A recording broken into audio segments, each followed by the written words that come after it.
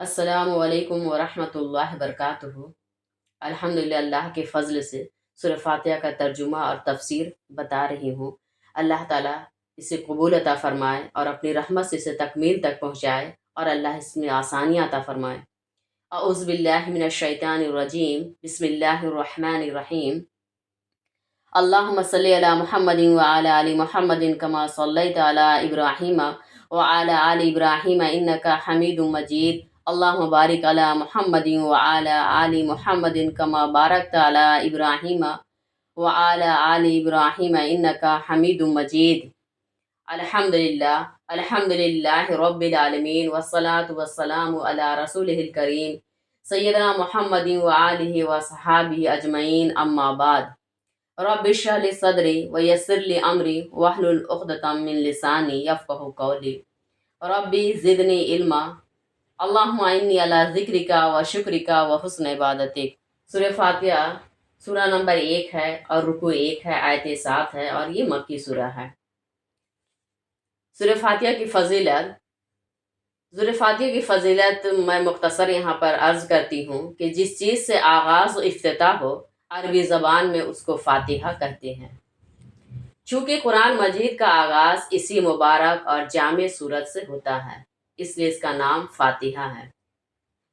گویا یہ قرآن مجید کا دیباچہ اور مقدمہ ہے۔ اس سورت میں اللہ تعالیٰ کی توحید اور خدا اور بندہ کے رشتے کو واضح کیا گیا ہے کہ بندہ عابد ہے اور خدا معبود، بندہ حاجت مند ہے اور خدا حاجت روا، کائنات پرورش کی محتاج ہے اور خدا رب و پروردگار، انسان دین و دنیا کی ہر بھلائی کے لیے خدا کے سامنے ہاتھ پھیلانے کا مکلف ہے، اور خدا دنیا و آخرت کی نعمت سے سرفراز کرنے والی ذات ہے۔ قرآن مجید کی تمام تعلیمات کا حاصل یہی ہے کہ بندے کو اس کے رب سے جوڑ دیا جائے اور وہ ہدایت کو پالے، یعنی اللہ اور بندے کا کتنا پیارا رشتہ ہے۔ اس طرح گویا سورہ فاتحہ ایک اجمال ہے اور پورا قرآن مجید اس کی تفسیر۔ مختلف مناسبتوں سے سورہ فاتحہ کے اور بھی نام ہیں۔ ام الکتاب، سبع مثانی کا ذکر تو خود قرآن مجید میں ہے۔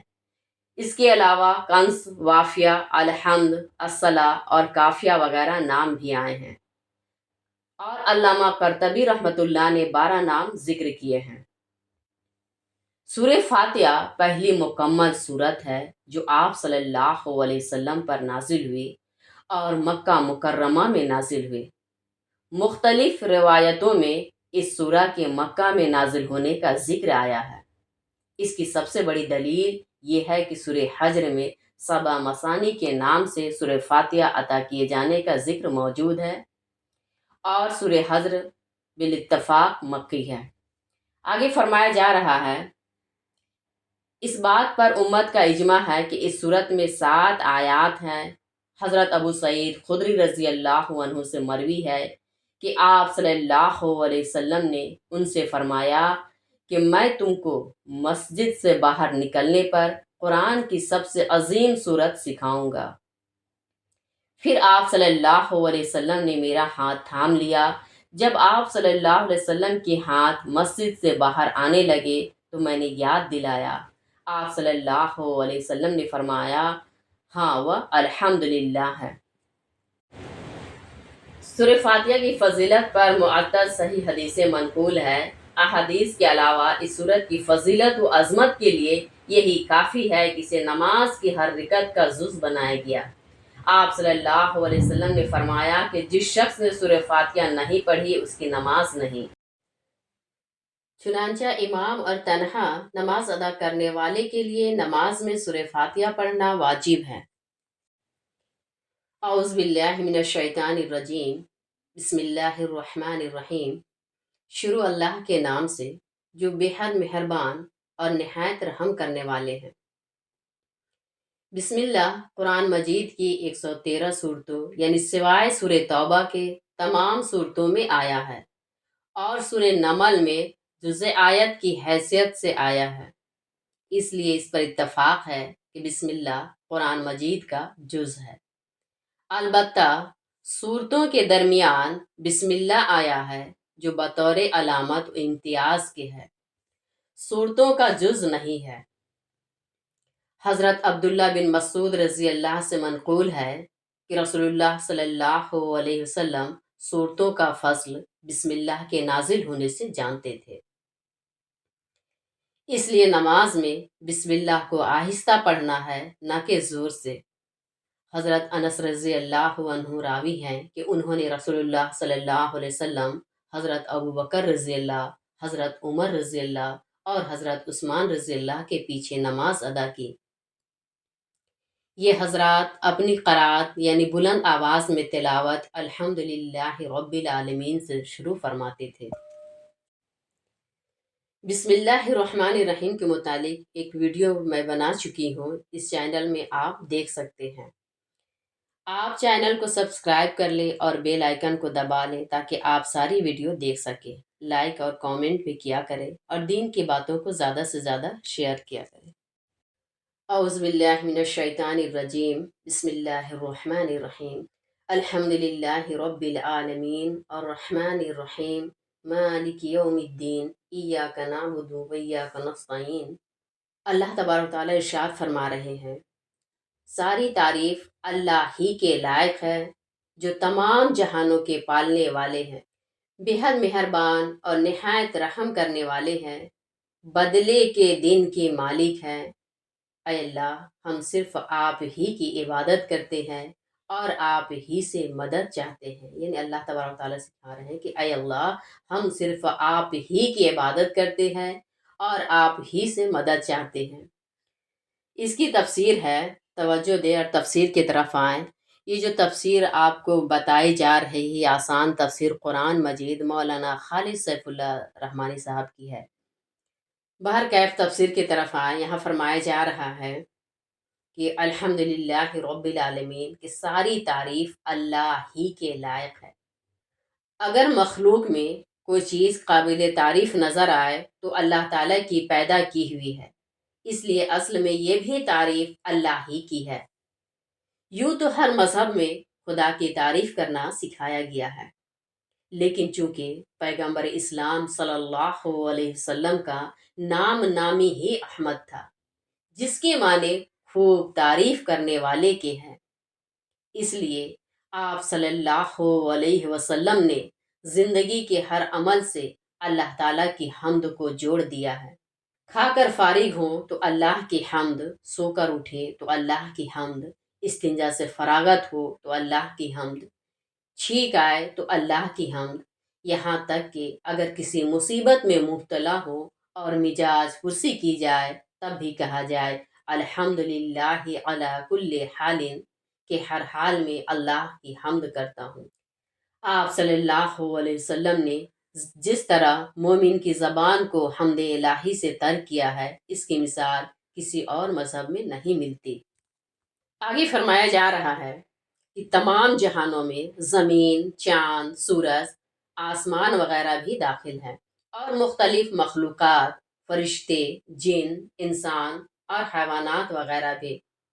رب اس ذات کو کہتے ہیں جو درجہ بدرجہ اور مرحلہ بمرحلہ کسی چیز کی پرورش اور دیکھ ریکھ کرے۔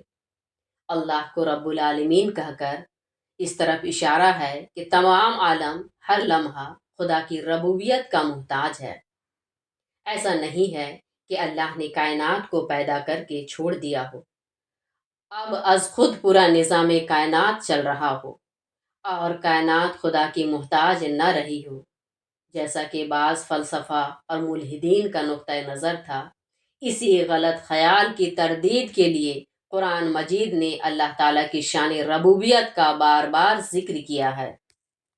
مالک وہ ہے جو اپنی ملکیت میں ہر طرح کے تصرف کا اختیار رکھتا ہو۔ آپ پتھر کے مالک ہیں تو آپ کو اختیار ہے کہ اس کو مسجد کے ممبر میں لگائیں یا بیت الخلا کے فرش میں۔ قیامت کے دن کے مالک ہونے کا مطلب یہ ہے کہ اللہ تعالیٰ کامل مختار ہیں، جس کا قصور چاہے معاف کر دے اور جس کو چاہے سزا دے۔ اسلام سے پہلے بعض مذاہب کے ماننے والوں کا خیال تھا کہ گناہ گاروں کو گناہ کی سزا دینا اللہ تعالیٰ پر واجب ہے، اور وہ گناہ کو معاف نہیں کر سکتا۔ عیسائیوں کے عقیدے کفارہ کی بنیاد یہی ہے کہ ان کے خیال میں اللہ تعالیٰ انسانیت کے گناہ کو معاف کرنا چاہتے تھے، مگر ایسا کرنا ان کے لیے روا نہیں تھا۔ اس لیے نعوذ باللہ مجبور ہو کر اس نے اپنے بیٹے کو دنیا میں قربانی کے لیے بھیجا تاکہ وہ انسانیت کے گناہ کا کفارہ بن سکے۔ قرآن مجید نے اسی کی تردید کے لیے کہا ہے کہ اللہ تعالیٰ قیامت اور بدلے کے دن کا مکمل مالک ہے۔ عبادت میں وہ تمام باتیں داخل ہیں جو بندگی کا حصہ ہے، یعنی نماز، سجدہ، قربانی، قسم، نظر، کہ یہ صرف اللہ تعالیٰ ہی کے لیے جائز ہیں، اللہ کے سوا کسی زندہ یا مردہ کے لیے جائز نہیں، اور دعا صرف اللہ ہی سے کی جائے گی۔ اللہ کے ماں سوا استمداد اور استناعت حرام ہے۔ اهدنا الصراط المستقیم صراط الذین انعمت علیہم غیر المغضوب علیہم ولا الضالین۔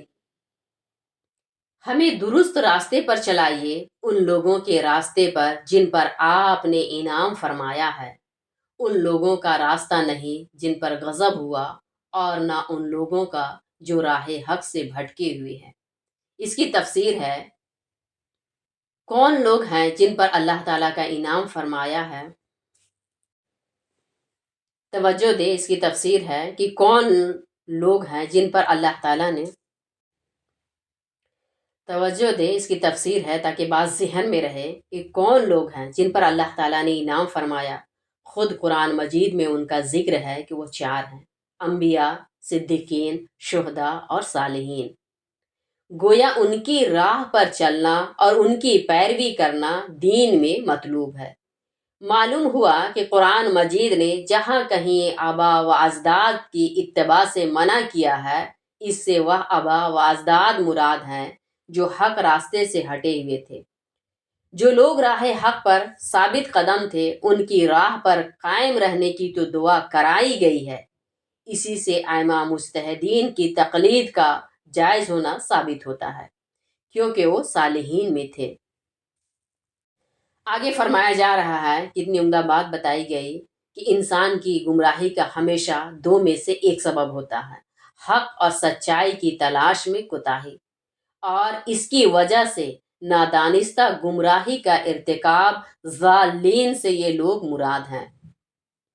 دوسرے، سچائی کو جاننے کے باوجود اس کا انکار، ایسے لوگ غضب شدید کے مستحق ہوتے ہیں، یہ مغضوب علیہم ہے۔ قرآن مجید نے ان دونوں گروہوں کی غلطی سے بچانے کے لیے دعا سکھائی ہے۔ بعض احادیث سے معلوم ہوتا ہے کہ مغضوب علیہم کا مصادق یہود اور ضالین سے مراد عیسائی ہیں۔ اس کا مقصود یہ ہے کہ مغضوب گروہوں اور قوموں میں ایک یہود اور گمراہوں اور ضالین میں ایک عیسائی ہیں، نہ یہ کہ صرف یہی قومیں اس سے مراد ہیں۔ اور ایسا آپ نے اس لیے ارشاد فرمایا کہ عیسائیوں نے نبی برحق حضرت مسیح علیہ السلام کے سلسلے میں افراط سے کام لیا اور ان کو رسول اللہ سے ابن اللہ، خدا کا بیٹا بنا دیا، اس لیے وہ گمراہ ہوئے اور ضالین کے زمرہ میں داخل ہوئے۔ یہودیوں نے اللہ کے پیغمبروں کے ساتھ تفریق کی، ان کی ایذا رسانی اور اہانت کے درپے ہوئے، اس لیے بار بار اللہ کے غضب کا شکار ہوئے۔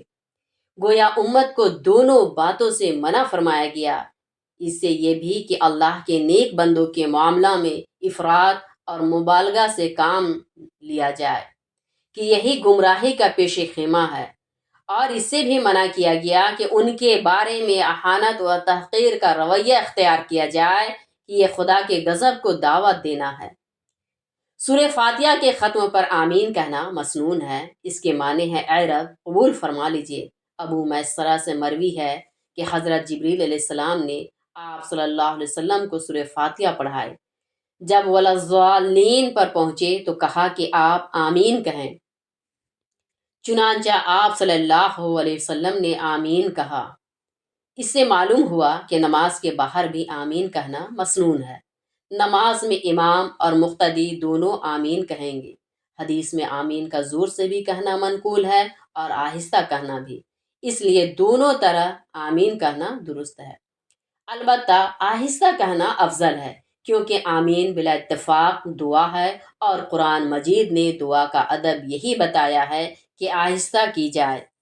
وَادْعُوا رَبَّكُمْ تَضَرُّعًا وَخُفْيًا، اپنے پروردگار سے گڑ گڑا کر چپ کے دعا کیا کرو۔ السلام علیکم ورحمۃ اللہ وبرکاتہ۔